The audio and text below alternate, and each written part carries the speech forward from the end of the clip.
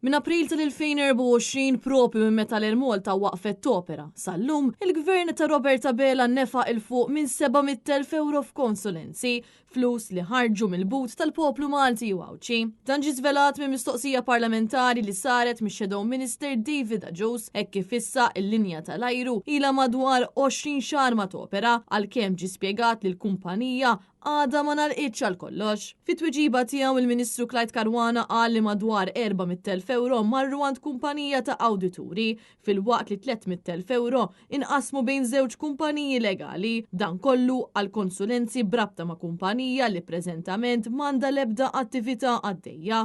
Bl-aħħar titjira kienet saret fil-31 ta' Marzu tas-sena li għaddiet. Apparti minn hekk kollox jindika li dawn il-flus ħarġu minn direct order tal-Ministru Clyde Caruana. Iżda mhux hekk biss, meta wieħed iħares lejn in-numru provduti mill-Ministru tal-Finanzi stess, wieħed jista' jinnota li kumpanija legali partikolari immexxija mis-Segretarju tal-Malta Andre Borch irċiviet pagamenti ekwivalenti għal madwar 5,000 euro fix-xahar. Fil-fatt skont artiklu fuq The Shift News l-avukat Andre Borch għadu jokkupa l-kariga ta' segretarju sal-ġurnata tal-lum b'numru ta' uffiċjali tal-gvern saqsew għalfejn għadhom joħorġu dawn eluf ta' euro fuq kumpanija li waqfet opera kważi sentejn ilu. Bil-Ministru Clyde Caruana qed ikompli jaħrab milli jagħti spjegazzjoni dwar din is-sitwazzjoni. Din mhux l-ewwel darba li Andre Borch spiċċa taħt skrutinju hekk kif l-istess ġurnal żvela kif il-kumpanija tiegħu Tempodesk titħallas 6,000 euro fix-xahar permezz ta' direct order separat. Ftit ta' żminilu kien ġi żvelat ukoll il-Malta għad għandha 19 l-impjegat